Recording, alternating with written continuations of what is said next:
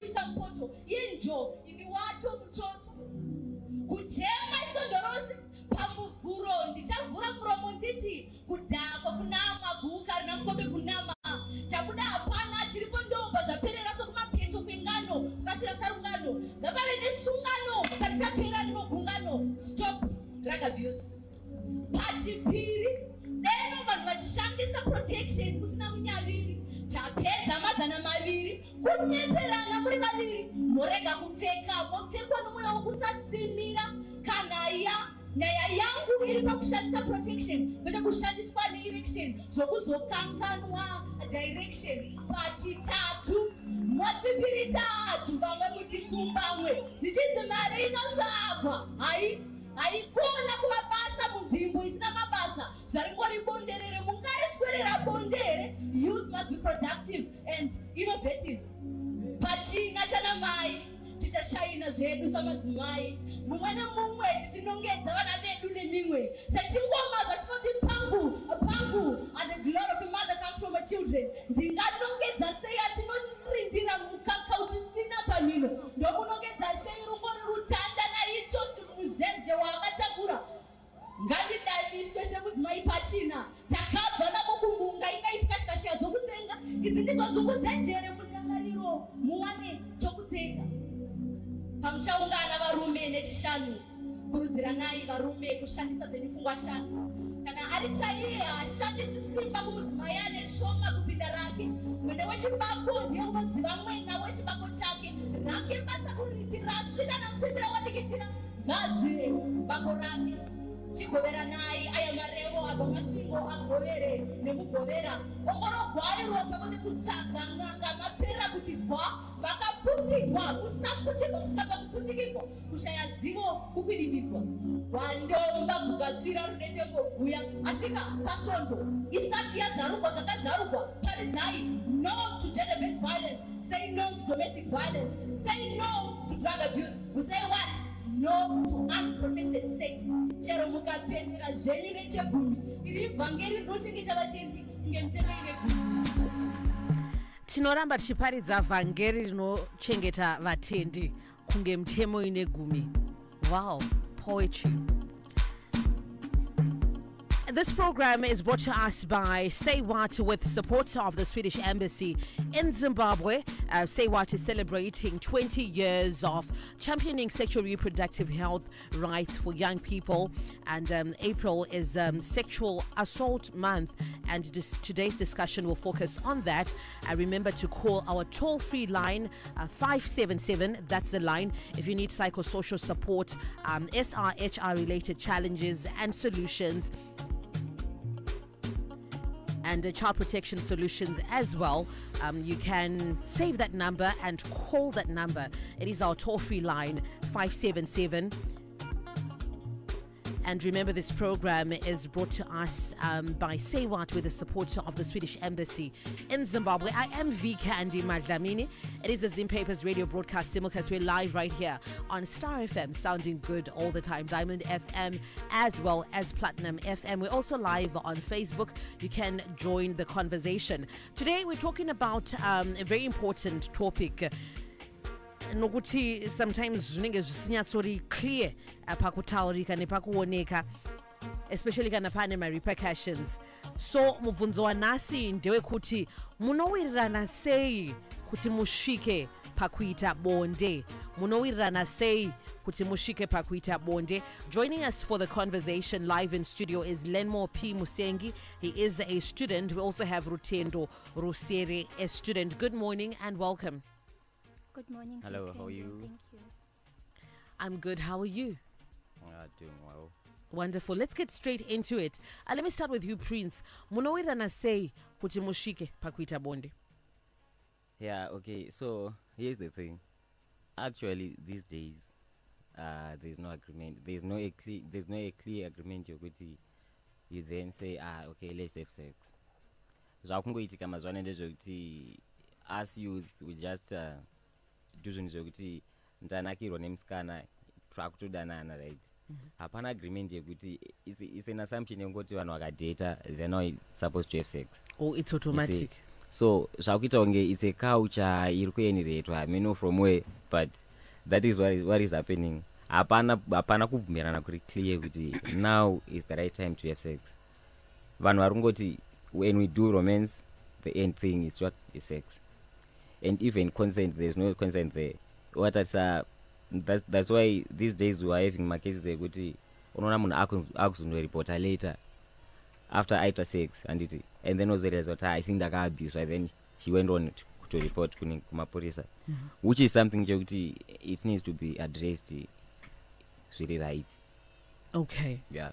Kana makatera toda kunzwa zvekare kwamuri kuti munowirirana sei kuti musvike pakuita bonde, munowirirana sei, munobvumirana sei, unoona sei kuti mumwe wako ari kubvumirana newe, ibody language here kana kuti they actually articulate it in words, mutaurirana, mubvumirana. Rutendo, coming to you, because vanhu vanopokana kazhinji nepfungwa yekuti munhu anokwanisa kubatwa chibharo muchidanana, but I would want you to explain, Rutendo, kuti zvinoitika sei kuti vanhu vanodanana kana kuti vanofambidzana mumwe abate mumwe chibharo.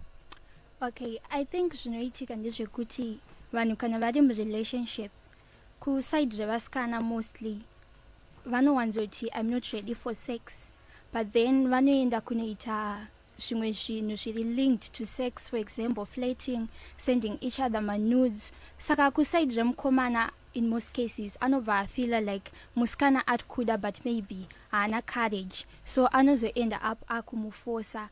So kuvasikana I think it is wise kuti munhu kana ati haasi kuda sex chibva waramba zvekusenda nudes, chibva waramba zvemablowjob, ramba everything, zvinoita kuti munhu wako aite turned on to that extent yekuti anozokuforsa. Okay. Prince ndishuya kwauri tingazive sei kuti mumwe wangu ari kuda kuita zvebonde, wataura now consent inofanira kusainiranwa iri pasi, zvekuti it's in written form kuti maona kuti mabvumirana. How do you know? Okay, actually we can't say kuti tinofanira kuisa mapepa kuti tosainirana for consent, but it's something chekuti you have to be in good books nemunhu wako. Hafaniri kubvuma zvaizvo kuti ari kubvuma because of fear or not, and so consent is just something chekuti wati musikana wangu atidai so, and then she agrees kuti let's have sex, and but if you can have a close look, vanhu vazhinji pavari kuenda uja into sex havasi kuteka that into consideration. Vanhu vazhinji varongoti it's just sex, and so ukatarisa kuvasikana especially, because the boys were used to assume kuti musikana kadai so ari kuda zvakati. Usually vasikana they don't speak out, right? Munhu wekuti akada kuti ataure something, vasikana havana that much courage yekuti angona kutaura kuti I need sex. We guys initiate that. So having that mindset within us, techifunga kuti it's our right kuti tingoti baby let's do this, even akaramba zvisiri clear, vanhu vaya vane vachingoti ari kuda but akuda asikuda zviite kuti abvume zviri clear kuti ndiri kuda sex. Asi pane pekuti unotoona kuti munhu anenge arambisisa. Exactly. Saka kana munhu ati no ndizvandi. Exactly, a no it's a no. Okay. And as a guy, do you think munombopinda pakumbunyikidzwa nevasikana yet it's not consensual? Do you feel that way as a man? Yeah, I do. There are circumstances yekuti maybe you are in a relationship with someone, right? And then pane that mentality yekuti vakomana tiri kufila pressure imwe isiri normal. Unonza chinzi kwanza musikana akati aruda sex wafani kuramba, but it's actually not clear as is okay because inini handisi kuda, and knowing kuti ndikaramba musikana angona kundichita anoita sei, angona kundoudza vamwe ndosekwa kana kuti rimwe boys rinozondiseka about that, vakomana topedza takungoita zvinhu zvatete tisingade. Okay. Yeah. And Rutendo, from your experiences, interactions nevamwe woma students, pane pawakambonzwa here vachitaurawo kuti semusikana kuti anga ambunyikidzwa ne boyfriend yake kusvika pakutoti it's now rape, and how does that happen? Anenge aisirwa something here kana kuti anenge achitofoseredzwa achitoziva?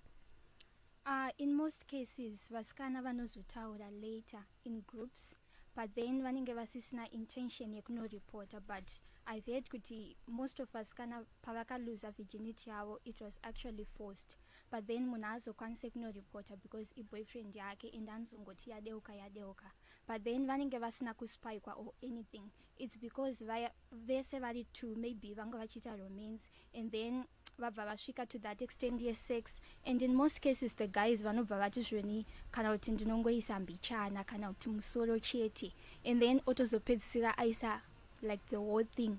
So ndozvinoitika. Aish. Okay, if you're just tuning in, it is a program brought to us by SayWhat with support from the Swedish Embassy in Zimbabwe. We'd also want to hear from you.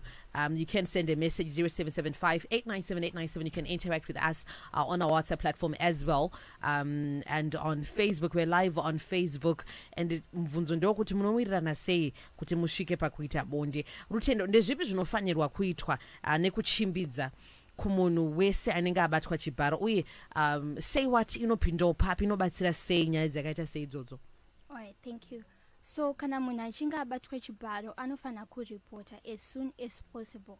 Akaripota kupolice vanozomunyorera report inozoita kuti akwanise kuenda kunoonekwa kwadoctor. Kana aonekwa achazokwanisa kuti apiwe mapills anonzi PEP, post exposure prophylaxis, inoita kuti kana munhu amurepa achinge aine utachiwana hwe-HIV anokwanisa kuprotectwa, and then as well as counseling. And then kana asina kukwanisa kuenda kupolice tongoti zvichangoitika anokwanisa kufonera 577 toll free yeSayWhat, and then anoassistwa ipapo fast. So yeah, that's it. Okay. Got a message saying these days it's difficult to differentiate kuti munhu arikuda intimacy or no. Why? Because let's take for example, she says she does not want to be intimate with me and I stay alone. She comes to my place and offers to do duties for me. Right then I ask for clothes to change. I give her my clothes. I walk. Then she laughs at me saying, come and help me dress. What do you think is going to happen next? Okay, those are some of the contributions at Trukwana. You can also hit us up on our WhatsApp platform 0775 897 897. So with SayWhat 577, that's the number, Rutendranti. Yes. So we have a call free, our call toll free line 577 for psychosocial support, SRHR, and child protection solutions. That's the number. Yekutiwo kana wapindana nedambudziko rakadaro, you can quickly reach them and talk to them. Prince, ndeipi ambiro yaungada ikupa kune vechidiki vakatera chirongwa chanasi? Yeah, okay. So to those who are kuterera chirongwa chedu, I would like to say it's very wise and safe for you to seek consent before you enter into sex. For us guys, because mostly it's not affect our commander. And then on the part of Askana, please don't do zvinoratidza kuti you are initiating my extreme activities akata sex, because you say kuti auya kumba, she's dressed like ari kuenda kuparty and stuff, and then as a guy I become to wonder it, okay, she's dressed like this, auya ndiri ndega kumba, what's going to happen next? Okay, so you say kuti zvinhu zvakadaro you do it usingazive, but zviri kuitwa initiator within. And also as a guy ukaona kuti uyangandisa pamiedzo obva watongomuperekedza omudzosera kwaabva, zviri wise futi anti Prince. Exactly, you have to protect yourself. You have to protect yourself because kana makuzoendesana kumacourts kana kuti zvakuzotaurika, you will be found at fault. Is it? Yes. Rutendo, your parting short yambiro yaungade kupawo kune vamwe vechidiki vakateerera. Okay, ndoda kungoti kune vese vechidiki it's wise kuti mucommunicate clearly mumar-relationships enyu, taurai zvese magoals enyu, zvamukuda kuita in life, zvamuri kuexpecta in the relationship, so that munoavoida zvinhu zvakazoita se-date rape. Okay. Thank you so much for this conversation. Lenmo P. Musengi, a student, and Rutendo Rusere, a student as well.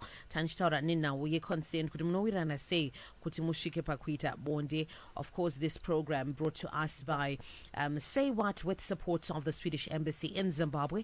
And SayWhat is celebrating 20 years of championing sexual reproductive health rights for young people. And as I mentioned earlier, that April is a sexual assault month, and today's discussion was focusing on that.